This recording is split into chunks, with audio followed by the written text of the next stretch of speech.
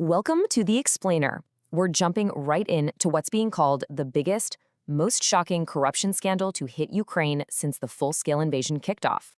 And at the very heart of this story is this number, $100 million. Now, this wasn't just any scheme.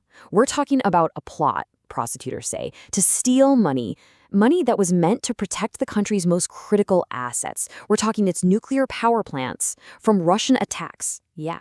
So let's get into exactly how this all supposedly went down. Okay, so here's how we're going to break this down.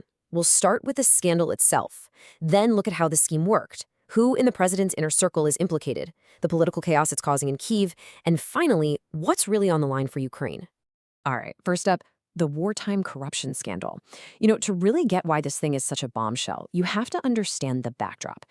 And this is where it gets really explosive, because you have this tale of two Ukraines happening at the same time.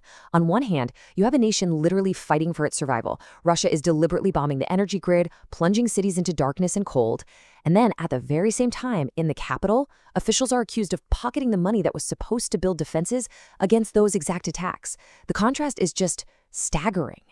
So that leads to the big question, right? How did this alleged $100 million operation actually work? Let's get into the mechanics. Okay, so the whole thing allegedly revolved around this one incredibly important company, Energoatom. This is Ukraine's state-run nuclear energy company. You have to understand it is the absolute backbone of the country's power grid. It supplies over half of all of Ukraine's electricity, and that number can shoot up to 70% after Russian air raids.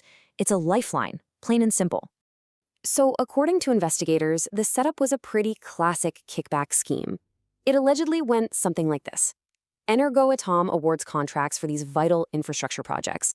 But then, the contractors are told, hey, you're not getting paid until you hand over a piece of the pie. We're talking 10 to 15% of the contract's value in hard cash, which was then laundered through what they called a back office.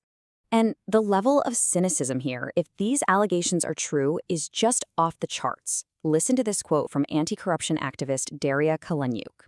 The reason they have delayed the construction of these facilities is because they wanted to earn not 10, but 15% in kickbacks. So think about that. They weren't just taking a cut. They were allegedly delaying work that was critical to national security just to haggle for a bigger bribe.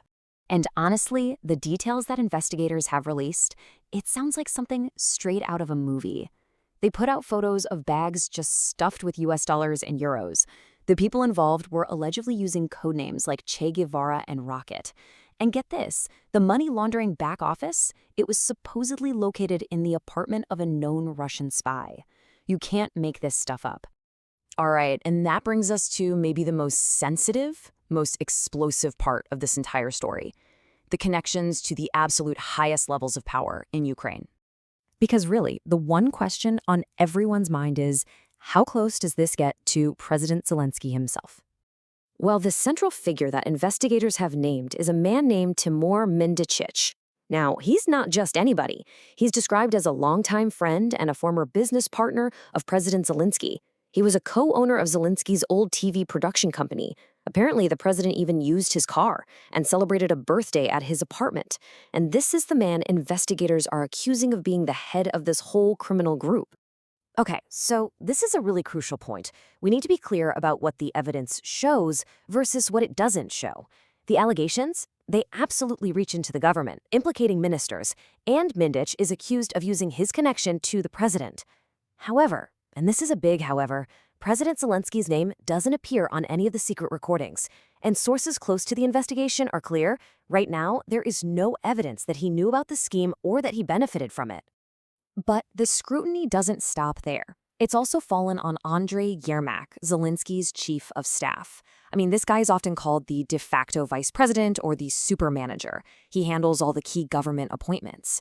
And because of that power, activists are arguing that a scheme this big is, in their words, impossible without him knowing about it. So you have these allegations swirling around the president's inner circle. What was the immediate political fallout in Kyiv? How did this land? Well, the reaction from the public was just visceral, a mix of deep anger and what's been described as a real sense of hurt. You hear that soldiers on the front lines are furious. How could they not be? While they're fighting and dying, officials are accused of undermining the country's defense. And for citizens in the cities, it feels like a massive betrayal, especially during a time of such incredible national sacrifice. And this quote from Daria Kaleniuk, again, really just hits at the emotional core of this for so many Ukrainians. Some people in Ukraine are paying with their lives, with their health, and some people are just robbing the state so cynically. It just perfectly captures that shocking contrast, doesn't it? For its part, the government moved pretty fast to try and contain the damage. The justice minister was suspended right away. A former deputy prime minister was also named as a suspect. President Zelensky himself came out and called for resignations and sanctions against anyone involved. But the main suspect, Timur Mindich, he has reportedly already fled the country.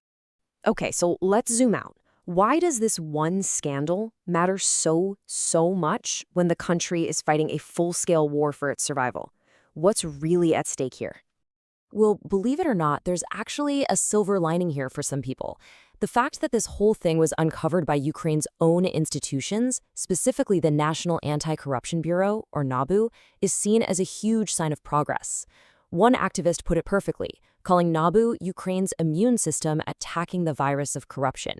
The idea is that the system, at least in part, is working. But make no mistake, the stakes are absolutely massive. This is a huge test of Zelensky's own promises to fight corruption. It's a major roadblock for Ukraine's bid to join the European Union. And of course, it's a massive gift for Russian propaganda, which is trying to paint Kyiv as illegitimate. It's a battle on multiple fronts. And the final word from those on the front lines of this anti-corruption fight is, well, it's chilling. As Daria Kaleniuk says, if we maintain the status quo of 5 managers who are robbing the country, we will lose. We will lose the war. The message is stark. This internal rot is just as dangerous as the enemy at the gates. And that really leaves us with the fundamental question that will define Ukraine's future long after the fighting stops.